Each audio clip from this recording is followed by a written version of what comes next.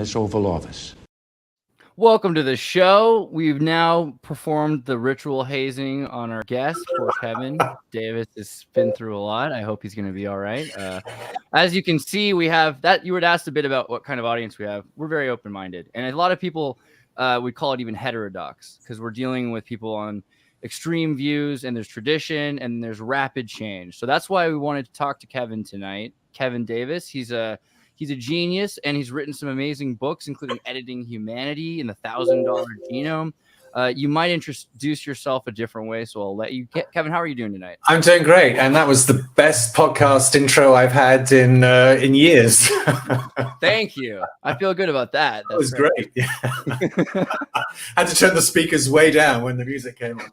I feel that. Thanks so much for having me on. Genius, I would dispute, but what I do like to do is write books where I can live vicariously through brilliant scientists who I think are changing medical research, biotech research, and changing life, changing, in some cases, changing humanity. So that's what the most recent book, Editing Humanity, which is all about the CRISPR revolution, and I'm sure we'll dig into some of the themes on it. Right. I also want to mention, I think I found you originally through $1,000 Genome, which is a fascinating concept as well. What led you into this? How did you start when you grew up? I'm a failed lapsed geneticist. So, for a while in my academic career, I thought things were going well, and I had visions of becoming a pretty successful academic researcher in some big lab or some famous university, probably somewhere in the United States. So I came over in the late 1980s from the UK, where I'm originally from, as you can still tell from the traces of my accent. And then found I was a bit out of my depth and was looking for a way to hang up the lab coat, but stay in science. And for me, that was starting a career in science journalism and science publishing. I got a gig with the journal Nature, which was and still is arguably, if not definitively, the most prestigious science journal in the world. And over the last 30 years, have done a variety of different journal editing gigs. I've been an editor, been a publisher. I've launched journals. I've managed journals. I've edited some more popular science magazines. And along the way, have written books when I feel that there's a story that really needs telling. And so I did a book 20 years ago about the Human Genome Project called Cracking the Genome. I was very pleased with that one. And the $1,000 Genome was a book that came out 8 or 9 years after that. It was sort of a natural succession where we went from a Human Genome Project, which had a price tag of over $1 billion back in 2000, to now new technologies in DNA sequencing and genome sequencing that made it possible for scientists and companies to see a land where we could offer whole genomes to individuals, to patients, to newborns for around about $1,000. When I first heard that term, the $1,000 genome in 2002, I thought the guy, Craig Venter, who presented it, I thought he was high on something. Turns out he was just a very smart, Craig's an eccentric, optimistic person. And he was right. We've now reached that point. My book came out perhaps a few years too early. And we've joked this year that with some other announcements that we could probably put out a new edition, just cross off a zero and call it the $100 genome, and right, get more royalties. Yeah, and so that's an important thing, right? Because data, we're talking about DNA. It's a lot of it's like a digital Noah's archive. You got this data that you're trying to hold on to, and it's privileged information. And you've got this kind of, it's almost like a Lutheran Reformation in science, where all of a sudden, hey, the data's out there. Let's get out to the people that they can read it. And this mass distribution of data. Why is it so important that it becomes affordable? Like, what are some of the benefits by? Yeah, a lot of people feel that, and there's good clinical medical evidence that, from a very early age, indeed from birth, having a full genome sequence of an individual could be a very positive thing to have in your back pocket, and could actually save a newborn's life. So in California, there are groups in San Diego and at Stanford that have now, they're sort of in a Guinness World Record jousting battle where the world record for taking from a newborn or an infant with a rare, potentially devastating genetic disease, you can extract blood, extract DNA from the blood of the patient, and produce the whole DNA sequence, the whole genome sequence, and make a diagnosis, detect the potential mutation that's causing this medical problem now in under 10 hours. I think the Guinness World Record is now 7.5 hours or something, owned by a group at Stanford. So, and in some cases, without information, physicians can say, right, this kid or this child needs to be put on a different medication, or we need to do a particular kind of surgery, because without having that whole DNA sequence, we would be fumbling in the dark as to what causes it. Of course, at another level, you've got companies, well-known companies like 23andMe, and other consumer genetics companies who've been around now for over a decade. This was in part what inspired me to write the $1,000 Genome and tell the story of the first people who, we weren't doing whole genomes at that point, but the information was a detailed survey of the genome, not kind of high res like a full sequence, but pretty high res. And from that, you could also learn a lot of information about traits. Some critics call this recreational genomics because it seemed rather trivial. Who cares whether you have a genetic sensitivity to cilantro, or you can smell asparagus in your urine after, and yeah, sure, exomic inferences are useful. Yeah, but I think there's nothing wrong with recreational genomics. If it turns people on to genetics, I think that's a good thing. But in some cases, the open PCR test, there were these teenage girls that took the open PCR and they were testing sushi, and they found that the sushi wasn't the fish that they were paying for. Okay, yeah, that's a whole other episode, probably. Yeah, there's some fun things you can do with it. Yeah. So I mean, we now have that revolution where people can, and this is important. If you suddenly diagnosed with cancer or something, you want to be able to take a DNA profile of your tumor. This is almost now state-of-the-art, sort of first practice now, is to do that so that we can see whether it's the whole genome or a panel of cancer-related genes, which genes are messed up, because that's how we're going to figure out the best way to tackle your particular cancer. And so predictive medicine obviously is the goal here, but we're talking about data in the hands of, again, it wasn't $1,000 at first. Sometimes people were getting it for free. Where's the wiggle room there? There's corporations that are paying the bill because having the data is valuable. What's the deal with data of your DNA in the hands of other people? Yeah, there's been. I mean, I think people are naturally going to be concerned about potentially letting their data be let loose, in the arms of a genomics company or worse, Facebook. Or Facebook, right? And you look around you. Obviously, people don't really guard their privacy nearly as much as you might think they should, and so I would sort of urge people to be pretty cautious about sharing their DNA data. But the flip side is that when you do, with certain safeguards, put your data into the hands of a company like 23andMe, they can find matches with other people who've anonymously submitted their DNA data. And that can lead to all kinds of fascinating connections being found. People are finding their biological parents or relatives or cousins. So I think everyone has to weigh the pros and cons of doing that. Do you think that there could be some checks and balance? Like, do you think it would help if all of the information was transparent? If everyone's DNA eventually is just out there, all of the codes out there for everyone to see?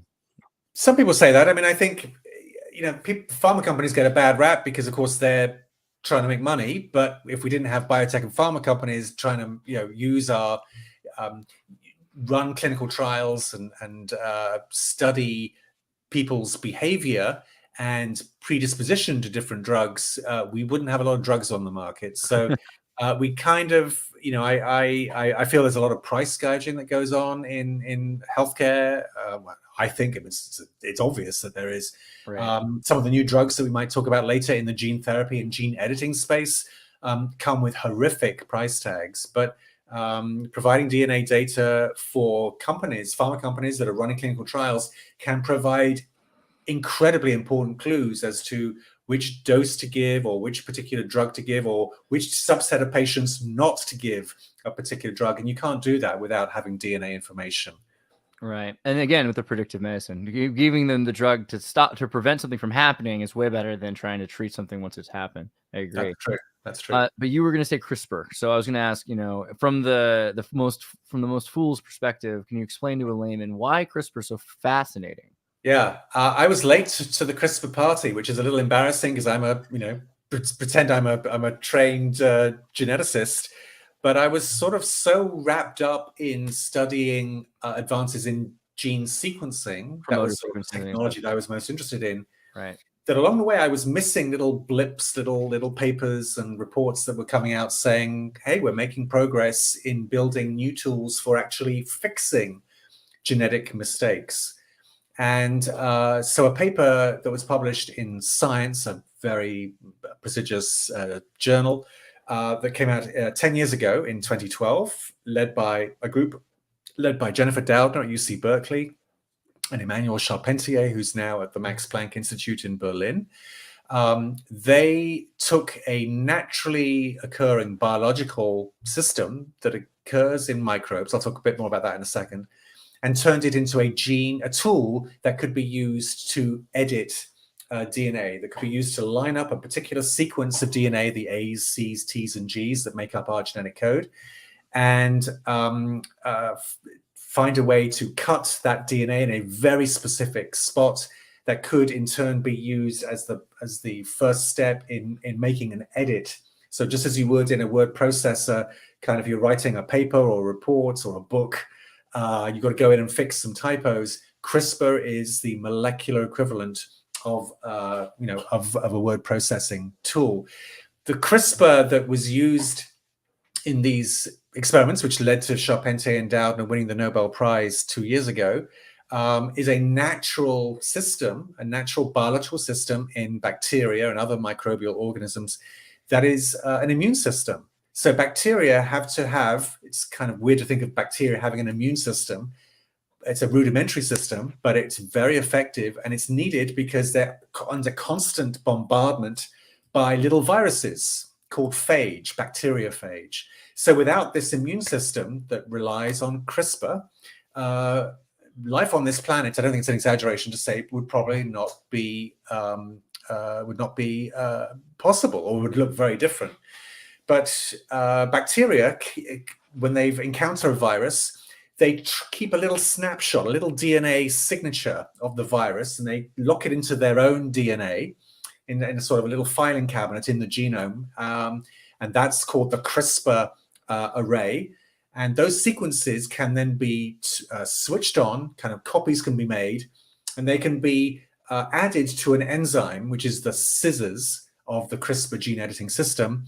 And that provides the GPS signal to tell the scissors exactly where to go. You don't want it to go into your own DNA and cut your own DNA. That would be suicide, literally. But if there's a virus attacking your cell, this tells this very potent nuclease, go roam the cell. And if you encounter a bit of DNA that looks like this bit that we've captured in a previous generation and stored away, tucked away in our own DNA, you go after that and you go cut that thing and destroy it. So that's the biological basis of CRISPR, which has existed on this planet for hundreds of millions of years. And it was discovered in the early 2000s. I mean, amazing. It was hiding there in plain sight. And over the course of 5 or 7 years, scientists took this natural immune system, which is cutting DNA, and figured out, well, hang on, if it can cut viral DNA, maybe with a couple of tweaks here and there, we can get it to cut plant DNA or mouse DNA or human DNA. And that's what Doudna and Charpentier in 2012 set us on the road to doing. And now we have a CRISPR revolution playing out, in the headlines every week. But are we able to, beyond being able to cut palindromic repeats from the CRISPR array, are we able to add new ones? Can we affect it using CRISPR, or is it another? Yes, in principle. That's a little bit further afield. So at the moment, most of the early applications and the early success stories, certainly in humans, involve using CRISPR to cut and basically damp down or inactivate a particular gene sequence or stop a protein from binding to a particular gene sequence. So that's what the original CRISPR system does very well. And scientists and clinicians have already used this to effectively bring about a cure for sickle cell disease. So this is an amazing story that I think could be eventually worthy of a Nobel Prize in its own right. But we're getting a little carried away, a little ahead of ourselves.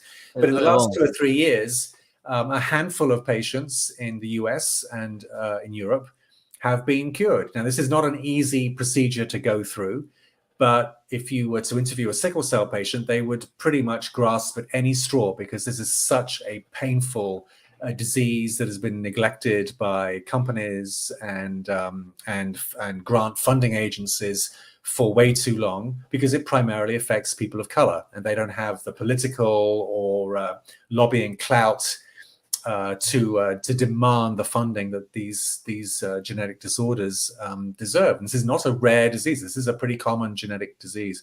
So there are dozens of patients who've essentially been cured. And so this gene editing therapy using CRISPR would appear to be well on the way towards getting FDA approved. So that's fantastically exciting news. The asterisk, the caveat that you can hear in my voice, is that when this is approved, like any novel gene therapy that hits the market, it's probably going to come with a ludicrous price tag of, I would venture to say, between $1 and $2 million. So a whole nother conversation will have to be had about how we get this into the hands of patients who can, it's just in such a way that they can afford to undergo this procedure. Wow. So, I mean, there's still economic control mechanisms over the tech. Do you think that, but this is interesting, that the first is maybe one of the first gene editing therapies that is going to go mainstream is going to hit not the elite and their life extension program. It's going to hit the greater populace. What about, go ahead. Yeah, I mean, it's the first trials that are underway are for serious genetic diseases. Some you've not heard of, some I hadn't heard of until I started reading about these early clinical trials. There's companies that are treating liver diseases, companies that are treating hereditary forms of blindness. They'll soon be tackling hereditary forms of deafness. And sickle right now seems to be the poster child. We've heard of no adverse events, which is always a danger in any kind of clinical trial. News just this week about a Novartis gene therapy that appears to be linked with some potential serious adverse events. So clinicians have to be very careful. And this is still CRISPR is still in its infancy. So I'm sure that everybody monitoring and organizing a clinical trial using CRISPR is really trying to be fast, but they're trying to be extra careful as well, because if one of these trials receives a setback, it's going to knock the whole field, I fear, on its head. And anyone in that field will remember that gene therapy has already experienced these sorts of teething pains when in 1999 a volunteer patient died. He's a teenager who was volunteering for a gene therapy trial at the University of Pennsylvania, received a very high dose of the virus as part of the first phase of this clinical trial, and his body couldn't handle the virus, and he went into shock and died a few days later. So we don't want a repeat of that for obvious reasons. What about repetitious? What's it called? Repetitious sequencing, or so when you look at a sequence, you also have promoter CADs that open and close. How far are we from sequencing multiple times a day, or maybe once a second or something, in order to really see what's opening and closing and changing? And will that be that valuable? I think that's a little far off. So, right now we can sort of get a snapshot of our genome, but our genome, it works, different genes switch on and off in different cells. So I think, that's a good channel for people to be working on, but I think that's still a few years out on the horizon. Right. Do you think it will be a significant different experience than just having a snapshot. Well, it would, but I don't know that it would be used necessarily at least initially in a medical context. There's an awful lot of interest in studying. I think you could lump what you're talking about under the term epigenetics, where it's not so much about the raw fundamental sequence of A's, C's, T's, and G's, but about all of the molecular cues and tags that are tacked onto the genome on different genes as they are switched on and off in the wonderful kind of orchestration that is gene expression that makes a brain cell, and a blood cell, and so on.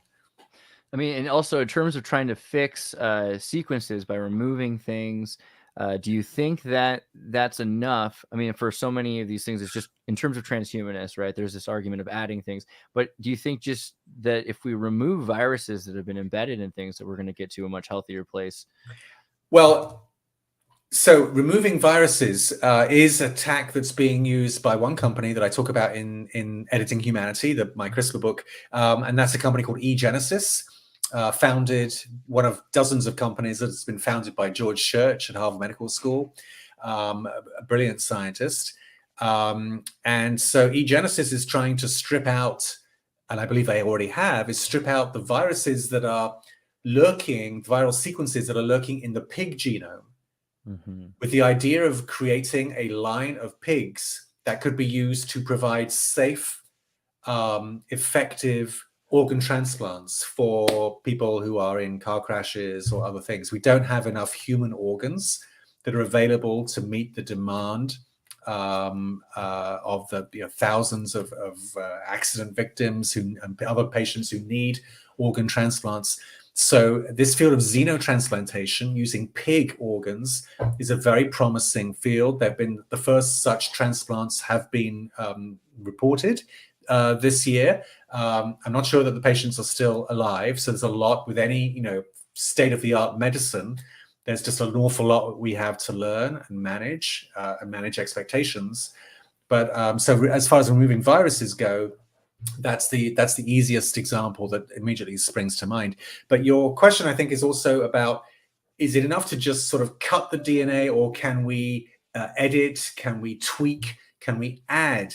And in one of the closing chapters of Editing Humanity, I talk about new forms of precision genome editing that are coming online. Some of your viewers will have heard of these. One's called base editing. Another is called prime editing. Both emanate from the lab of a brilliant chemist at Harvard and the Broad Institute, David Liu. He's co-founded a couple of biotech companies. Beam Therapeutics is commercializing base editing, and then a company called Prime Medicine is doing the same thing for prime editing. And what these technologies do is there's still CRISPR involved in sort of the architecture of these gene editing constructs, but they're using different enzymes that can perform a more subtle and a more nuanced type of chemistry on the DNA. So now, when the Nobel Prize was awarded for CRISPR 2 years ago, the Nobel Committee said, we are awarding the prize for the discovery of the genetic scissors. Because CRISPR works, CRISPR-Cas9, the original CRISPR, works by cutting the double helix, both strands of the double helix. What has people so excited about these newer gene editing technologies is that they only nick one of the two strands. So the amount of damage that's being done to the DNA is a lot less than the original incarnation of CRISPR. That's not to say that CRISPR-Cas9 is going to go away, or it's not going to prove valuable in certain contexts, because scientists all around the world are using it every day. And the clinical stories we've been talking about use CRISPR-Cas9. But increasingly, we're going to start to read and hear of reports of these newer gene editing technologies being experimented on in patients in the clinic.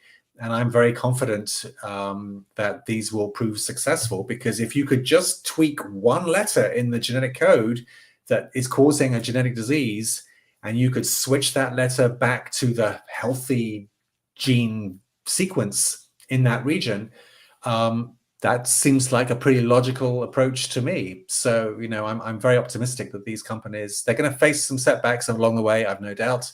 But I think that's a very promising pair of technologies that we'll want to watch very closely.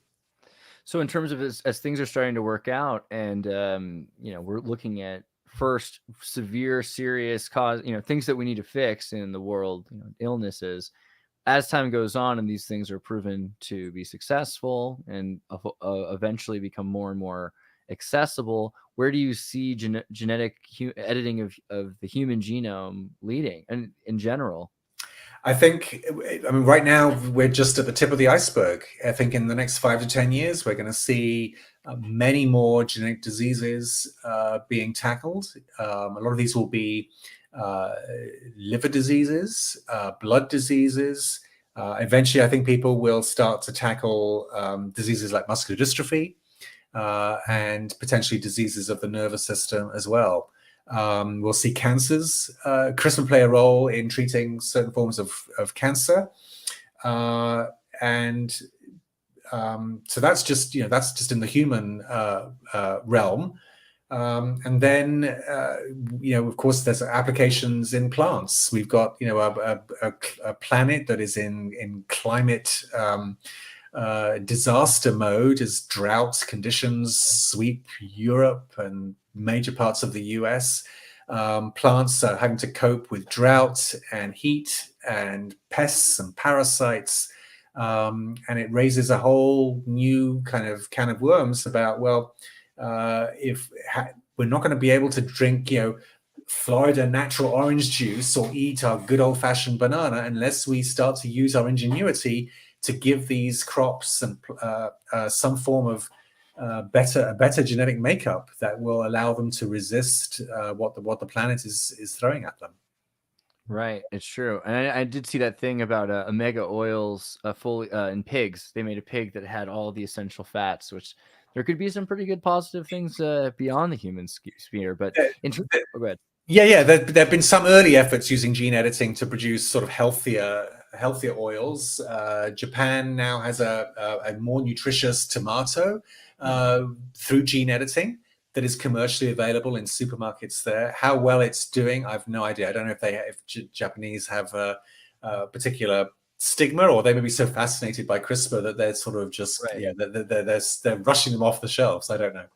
So that's another question. What's the difference between using CRISPR to make new Japanese tomatoes that are awesome and like early examples by Monsanto where there was like poison oak genes ended up in corn? Well, I think you put your nail on the head. It's in the traditional definition of genetically modified organisms or genetically modified foods. Foreign genes were being transplanted into a particular plant with the best of intentions. And when you think of it, it's just a sort of an inert DNA molecule sitting alongside another, long winding road of inert DNA-ness in the natural plant genome. Who knew it would make African bees, right? Yeah. Right. But CRISPR, the virtue of CRISPR, and why I think even for people watching who had concerns about that old-fashioned or traditional form or original form of genetic modification, CRISPR doesn't leave anything behind. What scientists are applying CRISPR to provide a shortcut to get the same result that they would by bombarding plants with radiation and chemicals to produce the genetic variation in these lines of plants that they can then cross to finally, after years, if not decades, get the properties that they want. So why would we not want to apply CRISPR, this state-of-the-art technique that just goes in like a molecular scalpel to just tease out the gene, the letter or the set of sequence of letters that we don't need or don't want, or that is harming the plant, and provide something from nature that will give the plant a better chance at surviving, or give it more nutrition, or make it better able to withstand conditions of climate change. So the regulators are having to kind of figure this out. In the US and elsewhere, they've taken a pretty enlightened view. They understand the differences. In Europe, less so. In Europe, so far, the rulings have seemed to have sided more with the anti-GM crowd, which I think is a great pity, and I hope that changes. Right. I mean, it's interesting. The memories are far cruder methods compared to the far more precise methods. Yeah. The difference, of course, also being, like you said, provoking something to happen, often with viruses or radiation or whatever, Right. compared to the natural. I mean, CRISPR is based on what naturally happens inside Yeah. of humans, so that's a lot better. Yeah. In terms of telomere extension, transhumanist life extension, and everything like that.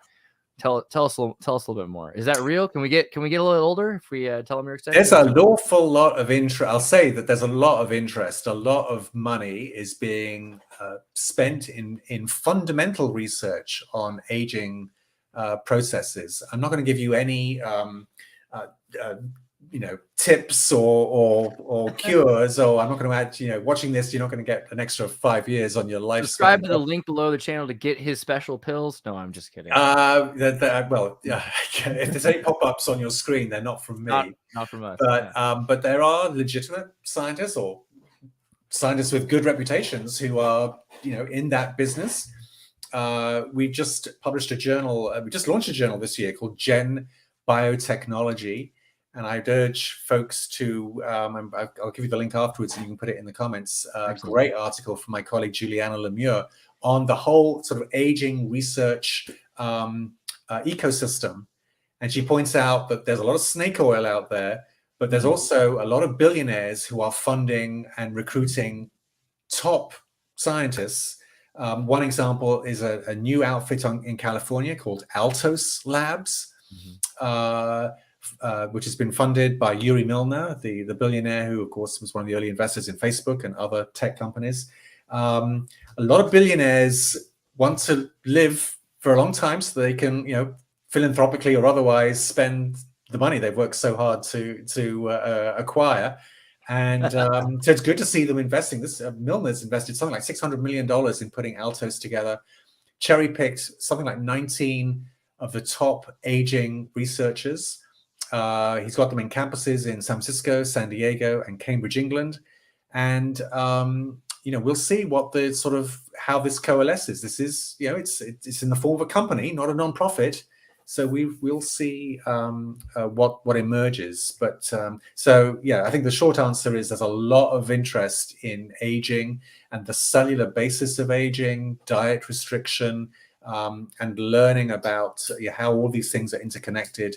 And, while this field has gotten a bit of a bad rap over the last 20 years, and, some companies have been founded and people have become very rich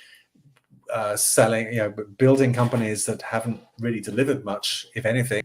It's not uncommon for con men to sell immortality. I mean, that has nothing to do with science or religion. That's just, Yeah. I don't think anyone's using that, at least in the circles I'm reading about. No one's quite throwing those sorts of terms around.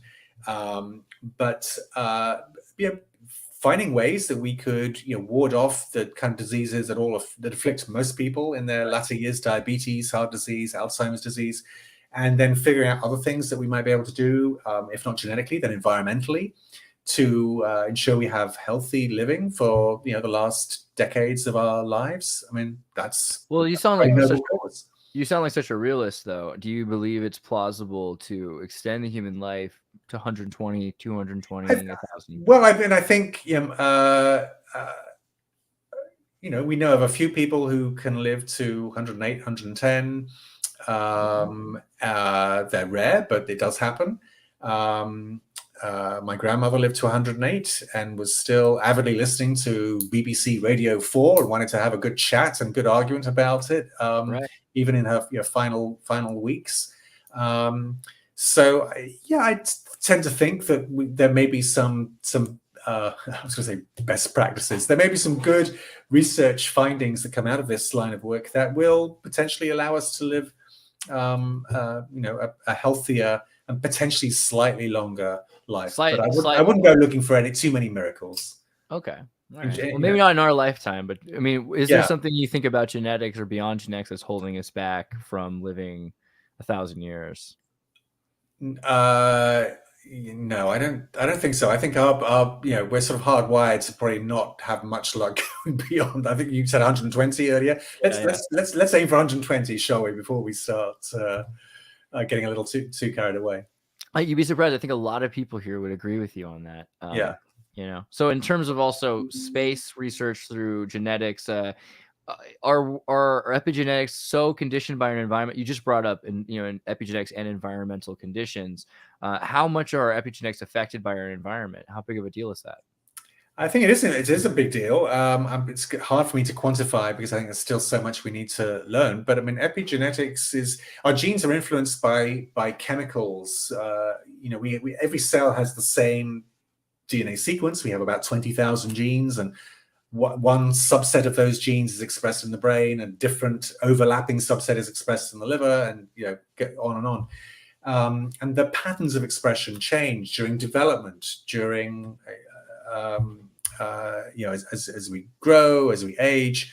So there's an awful lot to learn, and I think it's entirely reasonable to imagine that the way the chemicals that we ingest, the microorganisms that live in us and on us, all can impact potentially the patterns of and the timing of expression of those genes. So it's a slightly vague, woolly answer because I don't pretend to be an expert on epigenetics.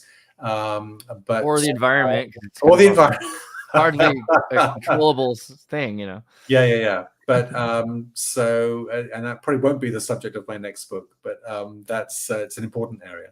I did find it interesting. Someone was talking about the difference between carcinogenic and teratogenic effects and how they affect the offspring of your genes as opposed to right now. Do you think that that's a major issue where we're saying, hey, we're fine, but then it's affecting our offspring more than us somehow?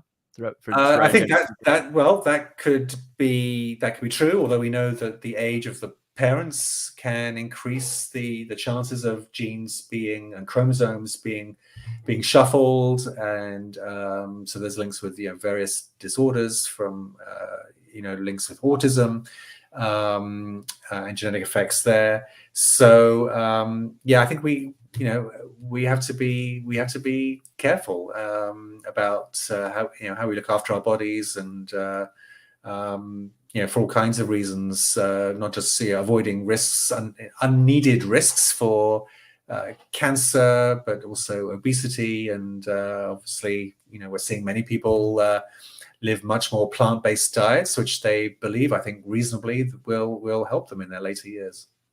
How about cloning? I mean, in America, I recently found out a lot of meat is cloned, right? A lot of beef that's available for sale is cloned. What do you think about cloning? Are we at a safe place with cloning? Some people are concerned because of the 90s.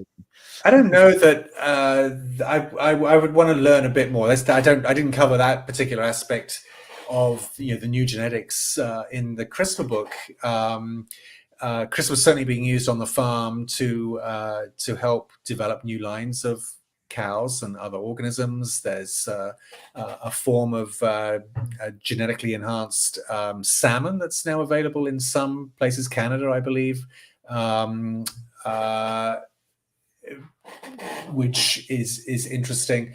But cloned meat, don't know why a priori that should be a problem when you're eating the meat that you eat. No one's doing a detailed DNA sequence analysis of the filet mignon that you enjoyed and tucked into last night. So you probably wouldn't know whether it was cloned or what whatever cattle it was derived from. So I don't think that's an issue. But if we want to talk about ethics, then a big part of the CRISPR book dealt with not cloning, but the first gene editing of newborn human babies. I happened to be in Hong Kong in 2018.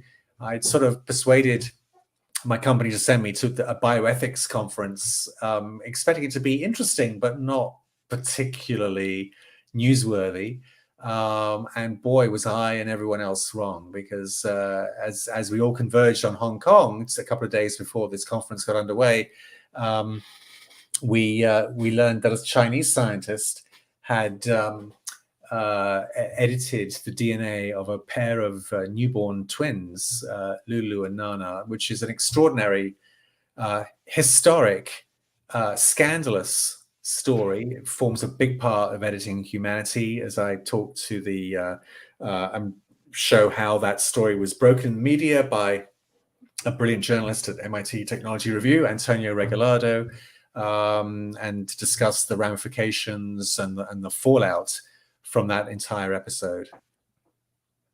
So do you think that what happened? I'm sorry, I don't recall what they edited exactly about the well, what the scientist was trying to do, what he was trying to do was become rich and famous. He was trying to put himself and perhaps Chinese science on a pedestal. First, he submitted a paper on his experiments to Nature. And I think he had dreams of winning the Nobel Prize for being the first scientist to go into a human embryo and with his own hands change the sequence of a particular gene that would then... Did he have a goal? Did he have a goal? He had a goal. It was a ludicrous goal. It was a nonsensical goal, but he did have a goal. And the goal was to mimic a natural gene, a deletion in a gene that occurs in a small minority of people across the world, in a gene called CCR5, that would make those people resistant to HIV.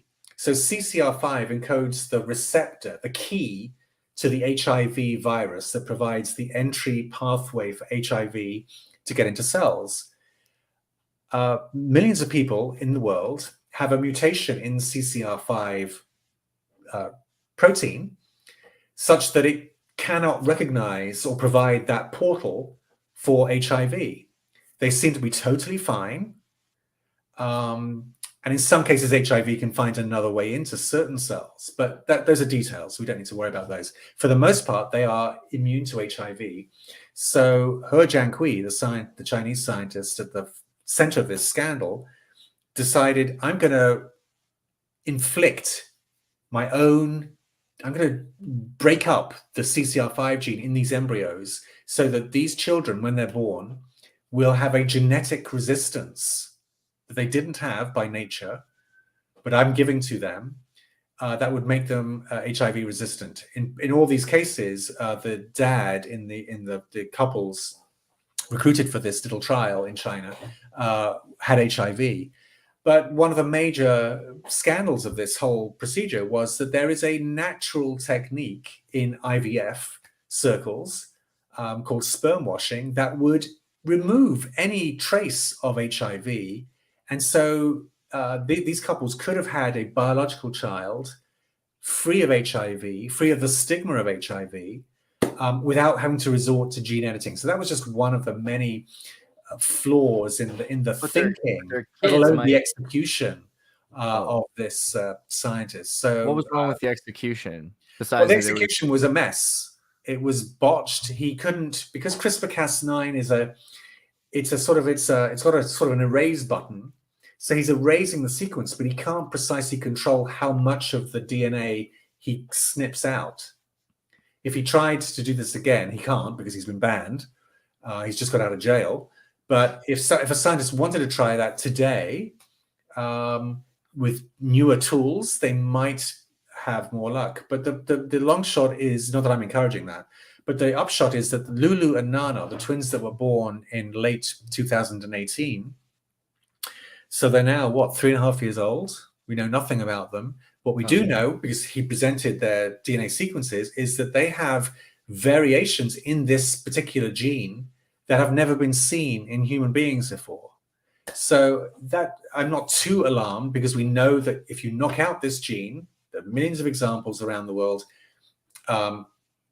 people are fine, completely healthy. And that's probably the end result, impact of what this genetic experiment did. But he shouldn't have done it. He did it very secretly. He only confided in a handful of scientists. The American scientists he talked to and swore to secrecy tried to talk him out of it. But by April 2018, the woman was already pregnant, and it was too late. Wow. And didn't know where to turn. There was no whistleblower mechanism? Do you call up the New York Times or the director of the NIH or the head of the FDA or the president? I mean, no one knew, even if they were saying, I said I would keep this secret, but I can't now that he's told me the magnitude of what he's done. So He Jiankui was sentenced to 3 years in jail and a hefty fine. He got early release a few months ago, but he's been banned from any more gene editing work. And one of the ironies, and one of the sad ironies of this story, is he was already a very successful 30-something scientist. He built a promising DNA sequencing company. He didn't need to do this for the money. I think he did it because he had delusions of grandeur and fame, and he really it was tragic.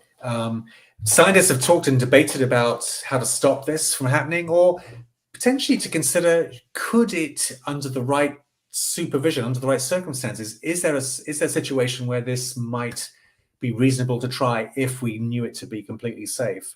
And the upshot of the most important report on this to date from the National Academies of Sciences came out about 18 months ago, and it concluded that maybe there's a circumstance where we could allow very carefully controlled gene editing of human embryos to be tried. What if a couple with sickle cell disease, where mum and dad are both sickle cell patients, so this is a recessive disease, so mum has 2 copies of the sickle cell gene, dad has 2 copies of the sickle cell gene.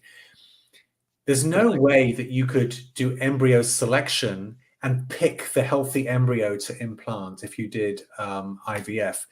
In other circumstances, you can do that. And this is now a common component of many IVF labs. You can do IVF, take a bunch of embryos, grow them for a few days in the petri dish, and then you can do a little biopsy of each embryo to see which pattern of genes did you inherit, so that we can only implant the ones where we know there's going to be no risk or minimal risk of the genetic disease in this family, in this couple, from being passed on.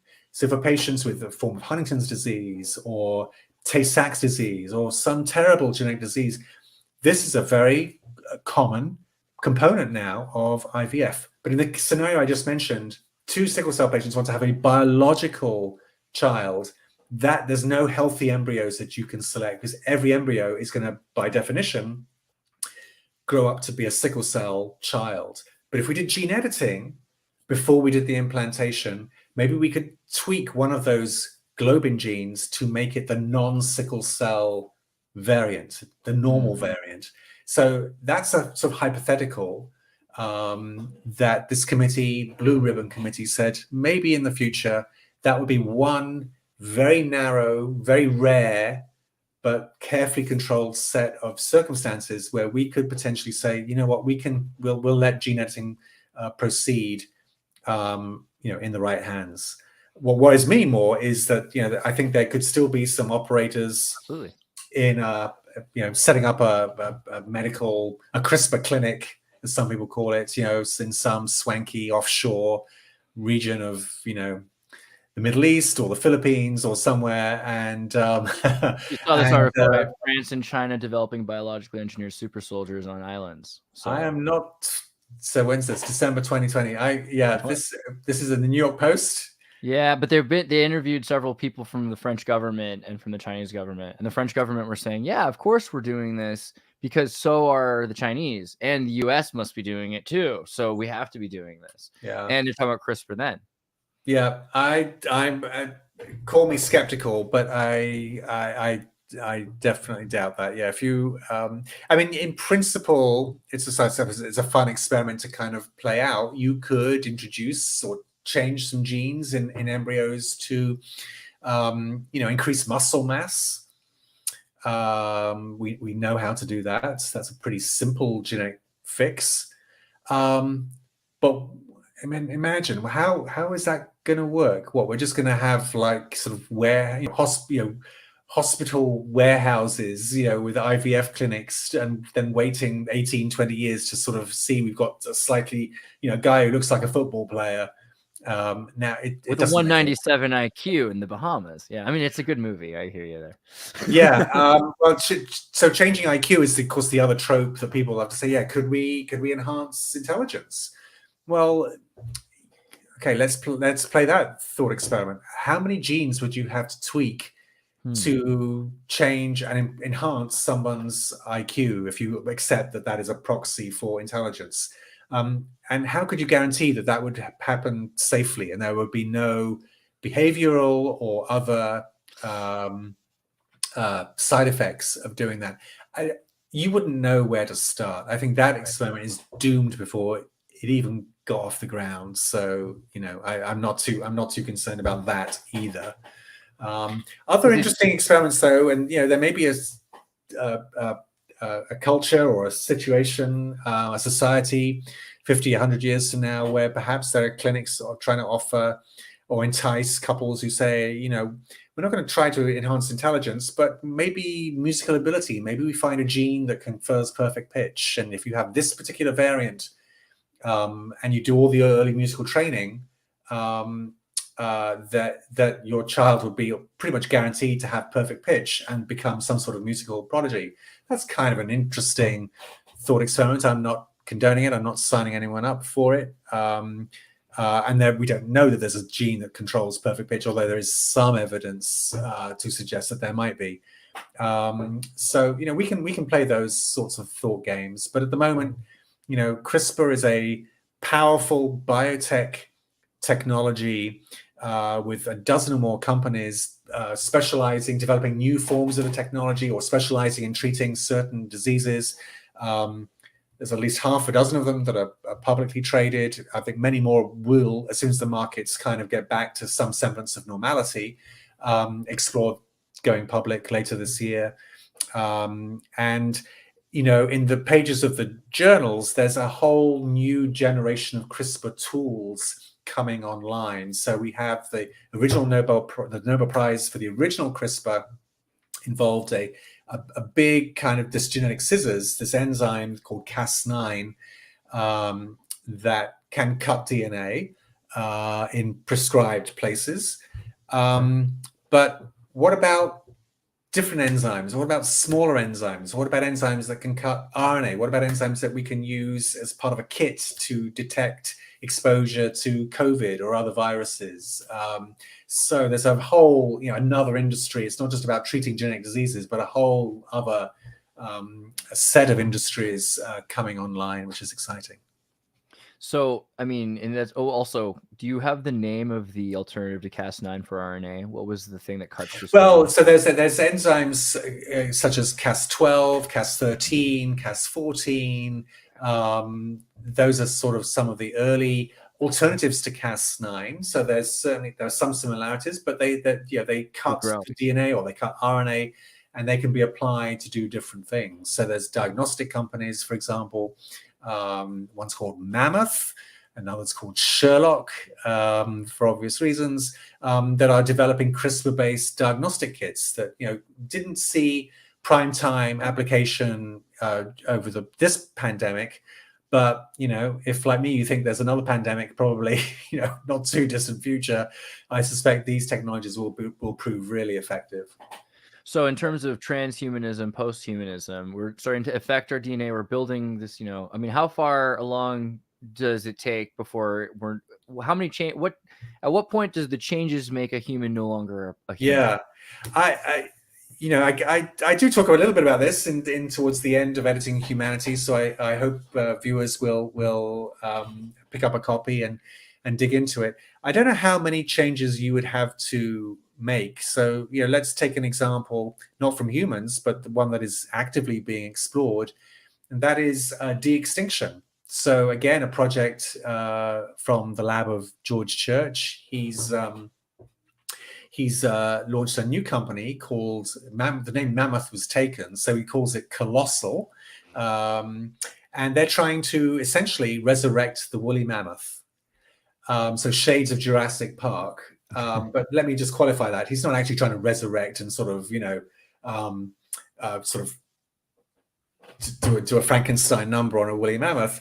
But the logic is wouldn't it be good if we could have creatures that looked and behaved like woolly mammoths roaming Siberia again, not to set up a tourist park, but to kind of keep the permafrost tapped down to stop all the gigatons of methane under the surface from leaching out as the planet warms and making what we see now as climate change look like a walk in the park. So he's taken the genome of the nearest living ancestor or relative to the woolly mammoth, the Asian elephant, matched it up alongside the genome of the woolly mammoth, and his team can sort of say, okay, here are 30 genes that we can sort of overlay on top of each other. And if we took the mammoth version of that particular gene and spliced it into the Asian elephant gene, we would potentially in physical and maybe other attributes, potentially, if we could give birth to this sort of hybrid creature, produce a creature that looks and feels and behaves and quacks and moves a bit more like a woolly mammoth than an Asian elephant does. Right. So he's raised some money. It's an ambitious, and I think many people kind of dismiss it as really more science fiction than science fact. That's the nice one, because he also did the Chicanosaurus, and that's a lot closer to Jurassic Park. Okay, right. George is one of those scientists who's always pushing the envelope and trying to see how far science can go, and the world is a more interesting place because of it like that. Yeah, I agree. Well, I mean, this is horrible because we're coming up to the end of the hour, and I've got at least another hour of questions. So I hope that we can do something again soon. But I'd love to do that. Yeah, I'll have to leave you with maybe like a final kind of a question in terms of where we're going in terms of humanity. Do you think that we're given more potential to do evil alongside of good, or is it just about the same, and we have solutions to all of our problems because of this? My answer, sadly, is going to be somewhere in the middle. I think our capacity is far more to do good than evil, and I think we've only just touched on the applications of CRISPR and other forms of genome editing that will be parts of mainstream medicine and mainstream biotechnology a decade from now. I'm optimistic that we'll see patients walking around cured of not just sickle cell disease, but dozens or hundreds of other genetic diseases thanks to CRISPR and related technologies. And as far as evil goes, you don't really need to CRISPR some microbe to get a pretty potent bioweapon. I mean, there's plenty of pretty effective bioweapons out there already. And if people are bent on doing, ill and evil to other humans, there's many other ways they can go about it. Maybe CRISPR does become part of that toolbox, but I prefer to dwell on the positive. And hopefully books like Editing Humanity, and there's been a clutch of other CRISPR books talking about the ethics and the technology and the personalities driving the science. Hopefully they'll raise the public consciousness, and they can get behind the scientists and some of the companies that are really trying to further this technology. And I think the real, we'll come back and perhaps a year from now doing another show where we can really dig into some of these sort of, where does science fiction meet science fact? One of Jennifer Doudna's interests lately is in genome editing in plants, with a view to finding ways to just soak up the carbon in the atmosphere. So carbon capture is a term that we're hearing a lot more about. And I think that will be a very exciting new avenue, one of many, for CRISPR in the years to come. Absolutely. Kevin Davis, I hope everyone takes the time to go check out his books. And if you use Audible, you can listen to these in the car. He's got some great examples. Editing Humanity, that's our genome. Well, I got to narrate Editing Humanity because I got tired of hearing people with sort of weird accents, meaning American accents, narrating my books. So I didn't recognize my own words. So I said to my publisher for this CRISPR book, I have to narrate this book. Surely you can let me do that. And they said, well, yeah, we'll give you an audition. So I did an audition, and they sent me the tapes of the other actors. And I was up against 5 other sort of Hollywood actors. They were all British expats. Some of them had been on soap operas or were still on soap operas. So I was up against some very sort of Shakespearean dramatic actors. But I guess I knew how to pronounce the terms and the names, so they gave me the gig, which was a real blast. So well, if you're done doing audiobooks, if you ever want to get into the Hollywood, you know how to find me. But I appreciate this so much. Thank you, Andreas. Thank you so much for having me on, and best of luck to all your viewers, and good luck with the series. Thanks so much. We'll talk to you soon.